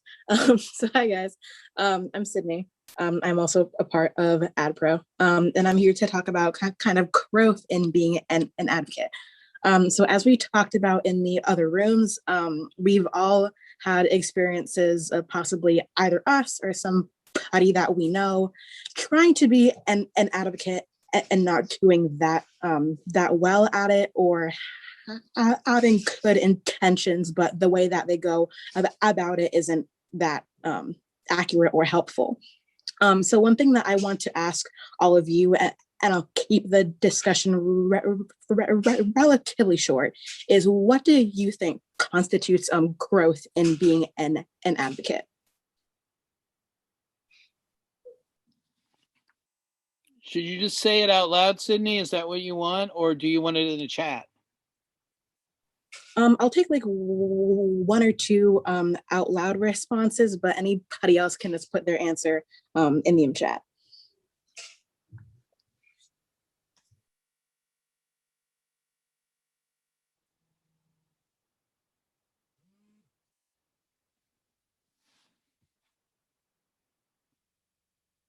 Can you ask the question again, Sydney, just so everybody knows what it is? Yeah, of course. So the question that I posed was, what do you think constitutes growth in being an advocate? So if you see somebody like grow as an advocate, what would you say that constitutes? And sorry, I couldn't see it. I saw that Matthew had his hand up. So did you want to respond? Yeah, I could totally respond to that. At first, I thought that we were going to discuss what we were talking about in the breakout rooms, but I think that David, who was in my breakout room, exhibited some growth as an advocate. Don't want to go into his story because it was personal, but he basically took a time when he noticed that he might have said something where he had good intentions, but it really wasn't in his place, and he became a lot more self-aware about when it was the right time to speak up. So really just taking into account context and timing, and really keeping in mind, the feelings and, the optics, I guess, of the group that you're trying to help is pretty important as an advocate, I'd say. Yeah, for sure. And I'm also seeing some awesome responses in the chat as well. And so the answer to this really is that there is no one answer, because all of us as students and also as advocates have our own journeys in being advocates. So one instance of growth in one person may not be the same for everybody. And that's kind of the beauty in being an advocate, that everybody advocates in their own way. And even though we might not have done well in one respect and one instance, that doesn't mean that you're a bad advocate. It just means that you have your own journey of growth to excel on. And so I think that's what we all kind of want you guys to take away, is that there's no one way to both be and grow as an advocate. So going on in the presentation, I think that Bert is going to teach you all a useful way of being an advocate. So. Yeah, so maybe not teach, but share. Like I said at the start of today's presentation, we've had the chance at the Advocacy Project to speak with a lot of advocates who've been doing their thing for a very long time. And from these experiences, we've gathered 4 main things that we think, when you think about them before you advocate, make a massive difference in your success as an advocate. And we wanted to share those with you today in an acronym. So oftentimes when people ask me, you know, how can I be a better advocate? How can I be a successful advocate? I always direct them to my friend, Sarah. Sarah is a very cool advocate. She's been doing her thing for a very long time. And in fact, she is an acronym that stands for story, audience, resources, and action. So I know there's a couple acronyms that have been floating around class already. I think there's a pecan, there's a couple others. So, you know, maybe this is another addition to a good canon of different acronyms to help you remember things. But Sarah is certainly something really helpful for me. And I'll go through each one and then we'll have a mini example to sort of really start applying the Sarah method to a case of advocacy. So the first S is for story. And a lot of people come to me initially with an idea to be an advocate, and they always start with their end goal, right? They want, you know, climate justice. They want to go carbon neutral by 2025 or something. Or they want voting rights for traditionally underrepresented minorities or something like that. But they're always thinking about the final end goal, that the final picture that they're trying to achieve. We think that reframing your motivations and advocacy instead of just a final goal, but instead as a story, as a process at which you're starting at a point, going through a challenge, an advocacy challenge, to then arrive at another point is something that's going to resound with people a lot more. So a good example of this could probably be with like the American Civil Liberties Union, who are like very good advocates. They don't always tell you, I mean, they do, but they don't only tell you that their final goal is to guarantee, you know, like civil liberties for all Americans. Instead, they do it through sharing stories about the various cases they've worked on, where they started, their history, the like notable, you know, like Brown v. Board, or the Scopes Monkey trial, or like other very famous trials they participated in. And when they frame their mission statement, when you frame what you're trying to do as an advocate as a story instead of an end goal, it is tremendously helpful not only for you yourself to make sense of what you're trying to do in the world, but also to pass along that information to others. The next thing is A, and that is audience. This one's pretty self-explanatory, but it's always important to think about who your story is for. Who are the people that need to hear the story that you want to share?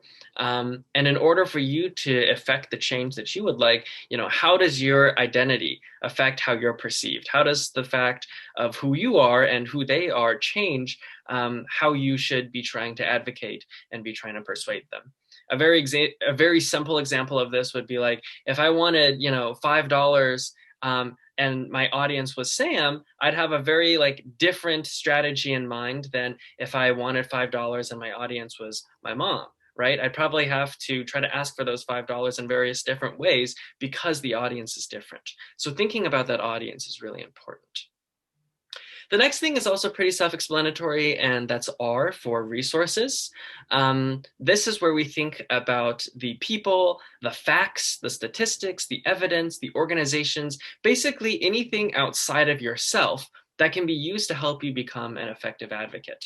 And one of the big things I like to make clear here is that resources aren't always facts and statistics. A lot of people think that, the only resources you have available are what you can find on Wikipedia or Google. But in fact, some of the most helpful resources are people like Sam who can give you guidance and tell you, what you think, what they think is going to work well and not work well, and help you strategize as an advocate. So taking advantage of your people resources, as well as the resources that you can find online, is going to help you become successful as an advocate. Finally, we get to the last letter, and that is action. We have a story, we have our audience in mind, and we know which resources we can tap into to really create the change that we want to see. The next step is just to do it. There's two things I want to mention when I talk about action. The first is that you've probably learned how to act already a lot. The strategies that you learn in this class, like the Greek rhetorical strategies, public speaking skills, all of these things factor into the strategies that you can use to speak effectively, to advocate effectively. And so that's the first thing. But also something to consider is that advocacy isn't always about the know-how. It's actually a big part of it is courage and the willingness, the confidence to stand up for yourself and speak out for the causes that you believe in. When people talk about being nervous for public speaking, they're not normally nervous because, they don't know how to speak English, or they don't know how to use their vocal cords. They're actually more nervous about the fact that they're going to be standing up in front of people and speaking out. So overcoming that sort of anxiety and having the confidence and courage, like I said, to really go do the strategy that you've set up for yourself is going to make a massive difference for you as an advocate. These 4 letters in mind, let's take Sarah and try to apply it to a real life example. But we'll use an imaginary one. So Katie, if we could move to the next slide. This is something that could happen to anybody here, but hopefully hasn't. So we'll do like an imaginary case, right? It's 2 weeks after your second vaccine dose, and you decide to have a few of your friends over for a dinner party, maybe to celebrate the fact that you're officially vaccinated, right? And, they happen to bring a couple more friends, and next thing you know, you're having 11 people over at your home, which, of course, according to the Cornell Behavioral Compact, is not cool. However, everyone is fully vaccinated. And by fully vaccinated, I mean, they've gotten their shots, they've been, fully vaccinated for 2 weeks. And, it's a-okay, at least COVID safety wise, to have these 11 people over at your home. But your neighbors don't notice this, right? They don't know that everyone's fully vaccinated. All they see is 11 folks gathering in an indoor place that should only have 10 folks. So, they're pretty frustrated with you. They think you're breaking COVID guidelines. They take a bunch of photos and upload them onto Twitter, Instagram, Facebook, whatever, and tag you and demand that you get canceled, that you get called out for your clear disrespect of COVID guidelines. And, obviously this is sort of a case like Matt Gaetz that we were talking about earlier, where on an empirical basis, on a factual basis, you're really not doing anything wrong. This is more of a misunderstanding than it is, a contentious moral debate. However, you still have to stand up for yourself, because nobody else is going to say, oh, all those 11 people are actually fully vaccinated. You're going to have to be the advocate for yourself in this situation. And what I want to do is work with everyone to use the Sarah method and come up with a strategy for effectively countering this case of potentially being canceled by, the Cornell community or some, social media platform. So we'll start with story. I guess my question for everyone here is, how can we frame, the end goal of not getting canceled into a story that we could then share with everyone else, with the folks around us? Does anybody have any good ideas for us to spin this story in a way that's favorable for defending ourselves from this instance of cancel culture? I have a suggestion. I feel like, I mean, this hits home because I think this is what a lot of my friends have been doing. They spent most of last semester either studying remotely or just having almost limited to no socializing with each other. Like they were really serious about social distancing. They were really serious about quarantining and like abiding by the parts of state regulations and the student compact that tell you to like have no more than like 10 gatherings. Like a bunch of my friends have been doing that for a long time. They've gotten their second shot of the vaccine, and yeah, just like very recently have become more comfortable with just meeting together again and socializing again. And I feel like all of that is being done with um like abiding by with observation of like, you know, the protocols for even people who are vaccinated. And so I just feel like it just hurts to, you know, on your first few times socializing together once everyone's been vaccinated, that you get exposed by the neighbors who, yeah, post the pictures of you guys like partying, and they want to spin it as like another like irresponsible young college student party or something. So yeah. That's a really good story, Brian, actually. And what you've done is something really strategic. You've empathized. You've used the fact that, you know, here's the situation. Here's why you should empathize with us, because, you know, everybody has been suffering from COVID exhaustion. And finally, we're at a space where, you know, I can finally start having a social life again, only to get, you know, taken advantage of in this horrible misunderstanding. So by telling the story like you've just told it, Brian, you've given a lot of people in your audience the ability to empathize with you and be more sympathetic towards your situation, which is already very persuasive. So amazing job there. And that actually takes me to the second point, the second letter, I'm sorry, which is audience. We've thought already a little bit about this because Brian has implicitly assumed an audience when he was telling the story in his sympathetic framework. But what sorts of people do we need to convince in order to protect ourselves from getting canceled in this scenario? Does anybody have an answer for that? Who needs to hear this story?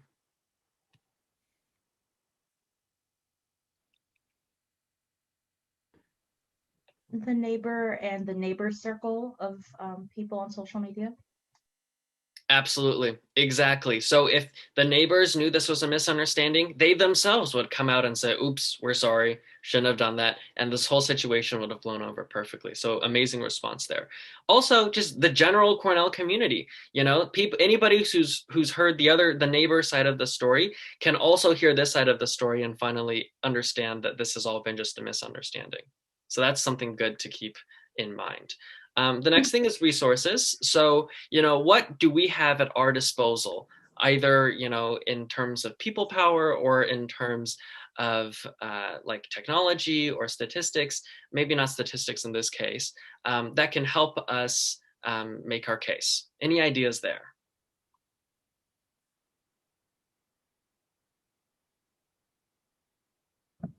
You could use the CDC website that talks about how fully vaccinated people can congregate in indoor spaces, and it should be perfectly safe as long as proper precautions are taken.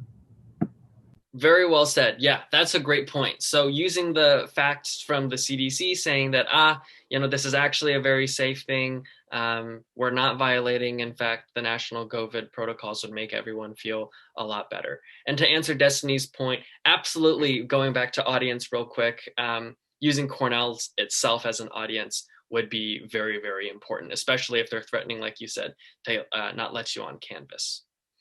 Okay, well, that leaves one last thing, and that's that's action, sorry. We've been talking tonight already a lot about civility, and this is where action and civility is going to really go hand in hand, because this is a very high tension, you know, frustrating situation maybe for you, especially as Brian has told the story. You know, there's a lot of emotional investment into what's going on here. We have to be careful about how we present our story so that people don't see us as, so people don't like misunderstand what we're trying to say. Does anybody have just a couple ideas about how we could deliver our message to the rest of the world? Wait, quick catch up. I'm a bit confused. So who is we? Are we the people that threw the get together with everyone vaccinated? Are we? Yeah, that's us. That's us. Right on. Oh, okay. I don't know. That's fair. That's fair. Maybe just posting on social media could be something, filming a nice little YouTube video explaining what happened, maybe getting Brian on camera and having him tell his, story would be very, very good. Any way to spread out that message in a very, civil manner in this case would be very helpful, because we want to make sure that exactly, post the vaccination cards. Great idea, Jay. Putting these ideas out there and delivering those messages in this way can really help us overcome this one example of advocacy. And so congratulations, you've just used the Sarah method to advocate for yourself in, albeit a quite hypothetical situation. But I hope in the future, if you're ever stuck in another position where you have to stand up and speak for yourself, keep in mind the story, keep in mind the audience, keep in mind the resources, and finally take into account the action that you can take to make a difference. And with that said, I will pass it on to Callie to talk about the other side, which is incivility and advocacy. This goes back to what we were talking about at the very beginning of this class. And Bert's mentioned that certainly you could respond to this allegation that you were being unsafe in a civil manner. And in a lot of cases, it's probably wise to do that, right? You can de-escalate the situation, you can respond calmly, you can respond by posting your vaccination cards, and it's, very civil in kind of the straightest definition of the word. There are also times, though, where you might want to consider incivility as one of those resources or action steps in Sarah. So we're going to talk a little bit about when that might be and why you might want to do that, or why you might not be able to avoid doing that. So this summer, as you probably all know, President Trump denounced the BLM movement, in many cases, as riots, which is an incredibly controversial word because, as Time Magazine this September pointed out, 93% of the protests were peaceful, and even those 7% that had incidents that could be considered violent were usually like on the fringes. It was like a bottle was smashed on the ground. It wasn't, like widespread rioting in the streets like the president and, Fox News commentators and others kind of insinuated. So this matters, though, because even if a lot of the protests were peaceful, the rhetoric that was being tossed around made a lot of Americans think that they weren't, that they had more nefarious motives. There was a poll again in September from YouGov, which is a polling site, that found that 46% of Americans, so just overall, and 78% of Republicans believed that BLM protesters wanted more to destroy the country than improve it, They were painted in this incredibly negative light.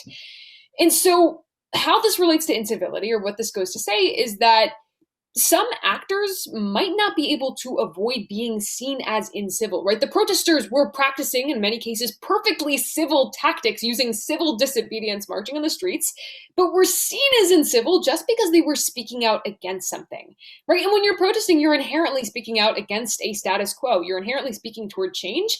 If an actor who supports the status quo sees that, they might think it's hostile and incivil just because you're doing it. Also, something to keep in mind, Our definition of civility relied on this idea of appropriateness, What is appropriate to a certain situation in a polite context? And that definition of appropriate is also subjective. So we just wanted to take the moment to address that some groups may not be able to avoid being seen as uncivil if they're protesting. And another example of this, too, is that even the civil rights movement, another movement speaking up against the status quo, was seen as uncivil at the time. Martin Luther King actually had a 75% disapproval rating when he died, which is striking looking back, because I don't think we consider the civil rights movement, it's literally in the name, civil, as an uncivil movement today. But moving forward, there are 3 different reasons that you might want to consider incivility in your advocacy. So the first we just talked about, That's perception. You might just not be able to avoid being seen as uncivil if you're protesting.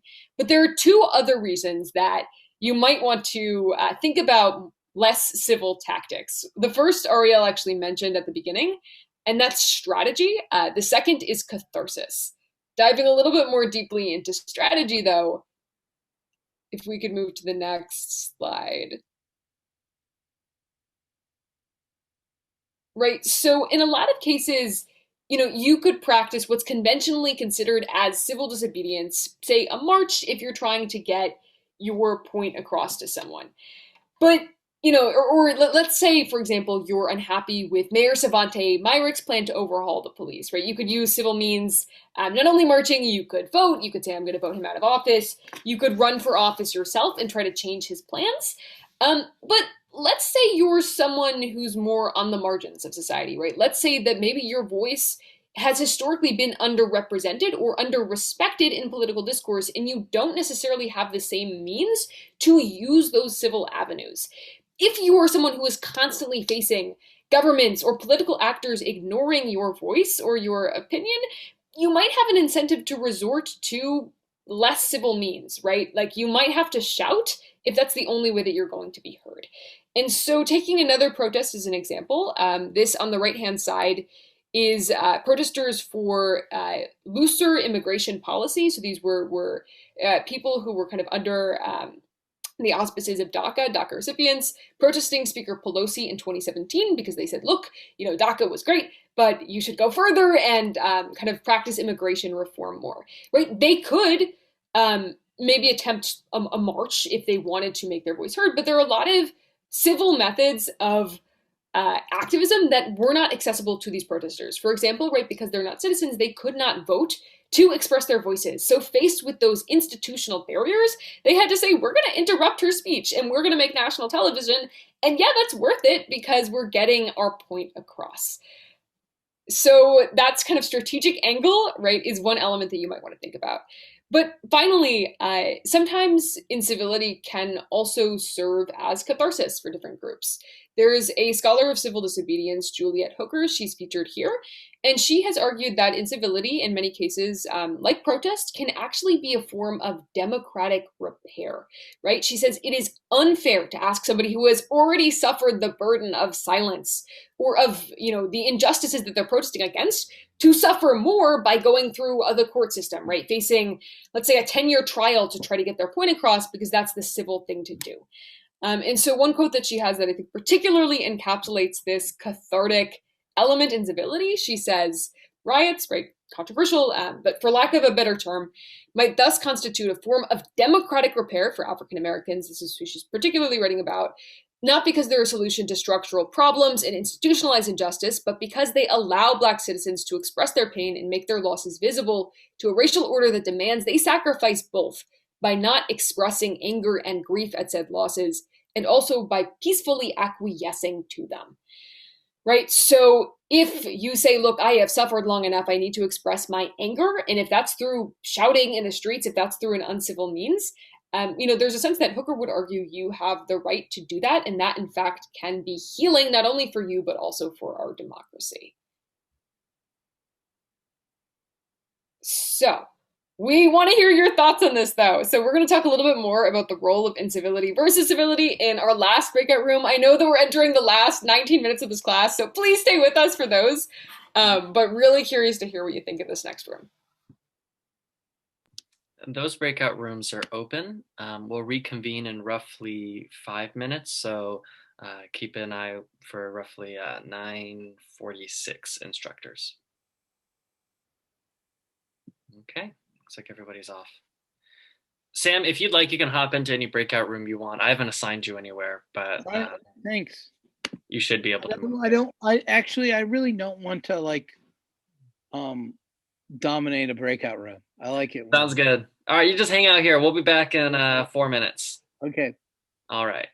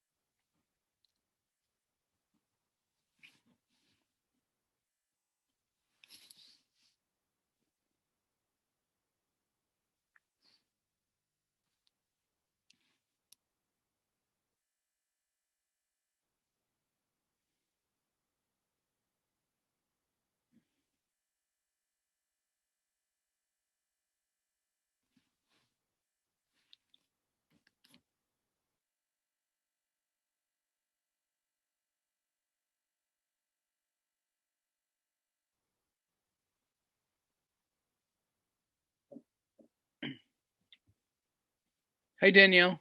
Hi, Amani. Hello, how are you? Good. Everyone should be rolling in soon, Sam. Good. And we'll probably wrap up right now. I think there's just one more slide that will sort of conclude. But yeah.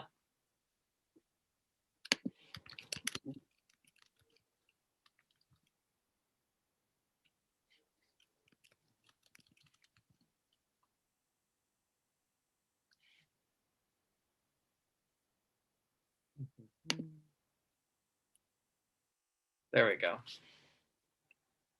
I think a few more folks will be joining in. Yep, there we go.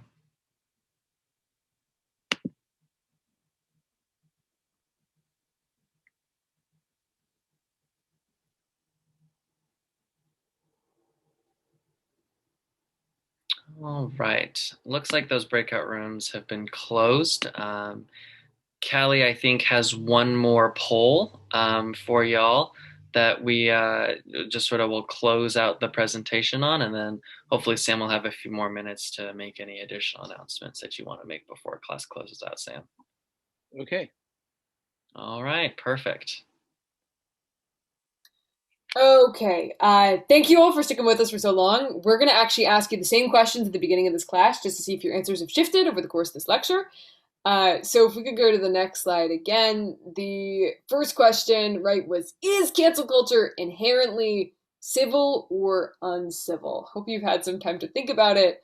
If you could go to the Poll Everywhere link, which I could drop again in the chat. Just one sec. Okay, that's the link. And you should be able to respond just like last time.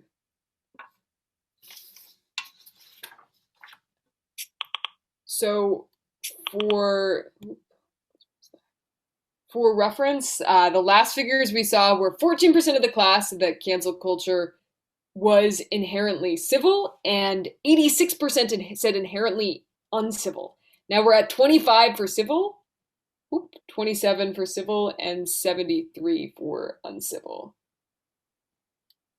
I wish we had time to talk about this more. We might start off the next class with a discussion of this, but let's move forward to the next question. Okay, so if you refresh your slide,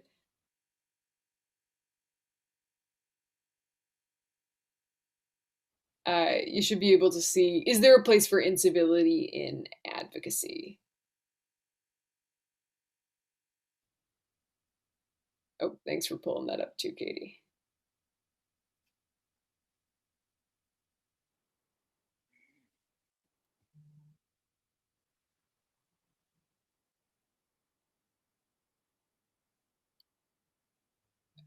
Okay, so for reference, the figures that we had at the beginning of the class, 79% of people said yes, there is a place, 21% said no, and now we're at 88% for yes, there is a place for incivility in advocacy. So it looks like we made slight influence on your opinions. Anyway, thanks for engaging us with that. Let's move on. Yeah, 101%, Margot. I know 88 and 13. See, this is why we need statistics as a resource in Sarah. If only we understood that. Okay. So to close out, we just want you to kind of remember throughout all of this that depending on who you are and your advocacy goals, right, you're going to want to think about Sarah in the way that you advocate differently. Again, right, the definitions of civility versus incivility are highly contested, but you might want to think, or at least ask yourself, how are people going to perceive my actions when I advocate? Are they going to perceive them as civil and uncivil versus uncivil? And how might that help or hurt my goals? So if you want to contact us before the next class, though, here are resources. You can DM us on Instagram or respond. If you go to our website, there's kind of a submission form, but any questions about this lecture or about what we're talking about Next class, feel free to reach out in the time being. And then finally, to briefly preview, if we could have the next slide. Next class, we are excited to be joining you for a discussion of self-advocacy, right? So how do you take, Sarah, how do you take the discussions that we've talked about today and apply them to boosting yourself, right? Whether that's becoming more confident, whether that's finding resources in your network. And that's where we're going to talk more about developing this action plan for your advocacy assignment. So until then, we can't wait for next class, and we hope that you all enjoyed today's discussion. This was a great class. Thank you. Thank you, everyone. See you next week. I'll be hanging out here in case anybody has any questions. Thank you.